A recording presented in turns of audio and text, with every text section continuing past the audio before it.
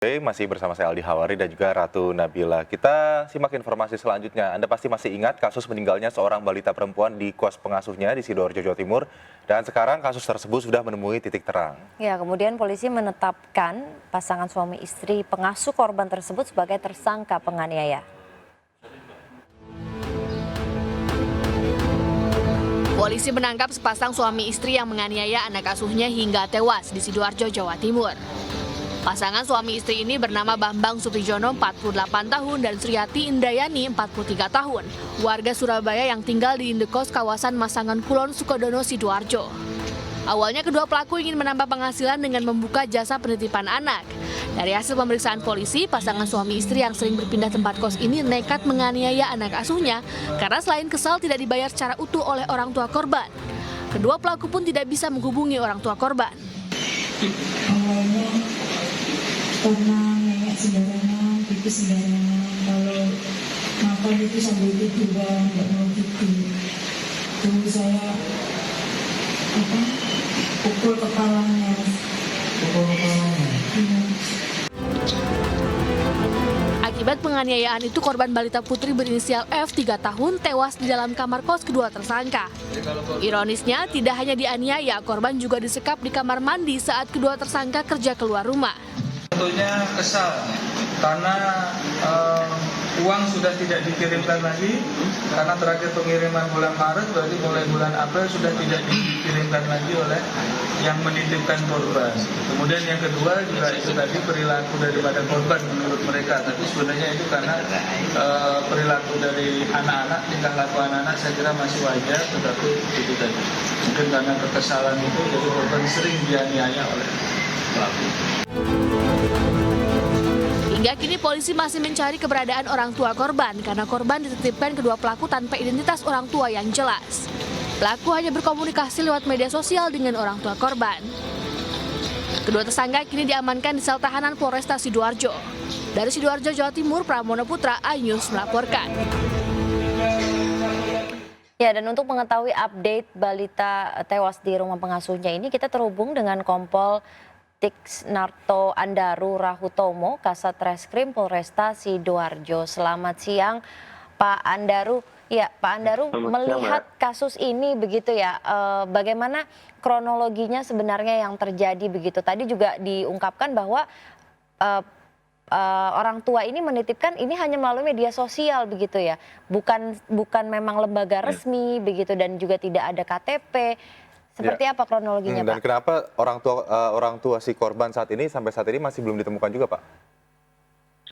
Oh iya, jadi memang hari Minggu jam 12:30 kemarin kami mendapatkan laporan kejadian ini.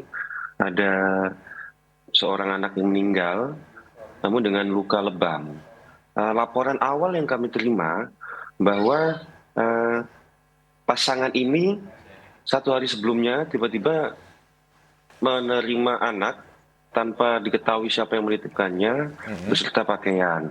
Setelah kami tanya, awalnya dia menceritakan bahwa ini dulu adalah anak yang pernah dirawatnya, namun pada saat seminggu sebelum Lebaran diambil oleh ibunya, orang Banyuwangi.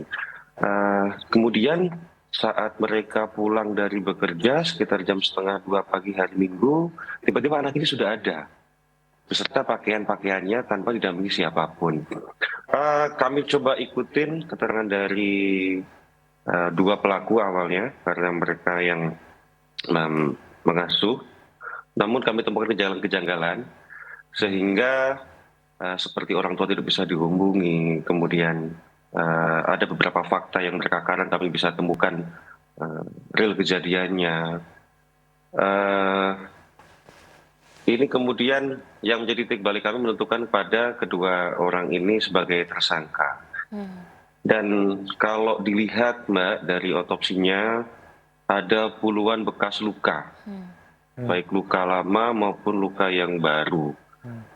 Itulah yang kemudian membuat kami curiga. Parahnya, jujur parahnya ini saya tidak sampai pikir. Setelah kedua pasangan ini tidak diberikan uang oleh ibunya, 5 juta sebulan itu, mulai bulan Maret sekitar itu, dirinya dikurung di kamar mandi. Dari bulan Maret dikurung di kamar mandi, tinggal di kamar mandi. Hanya keluar ketika kedua pasangan itu akan mandi. Mhm.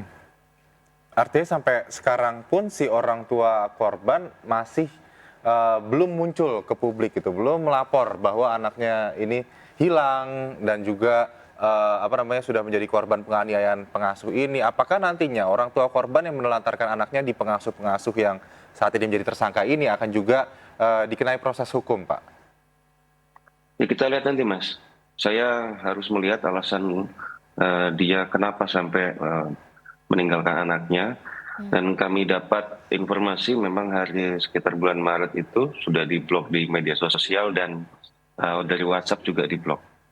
Jadi mungkin itu pemantiknya sampai para kedua pengasuh ini tega menganiaya korban. Ya, Pak Andaru, berarti anak ini sudah berada di kedua pengasuh ini sudah sejak Maret begitu ya? Sudah sebulan berada di rumah para pengasuh ini?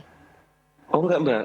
Jadi di rumah pengasuh ini mulai dari September. Mereka sudah 3 kali berpindah kos, mulai dari Surabaya dan Bungurasi sampai ke sini.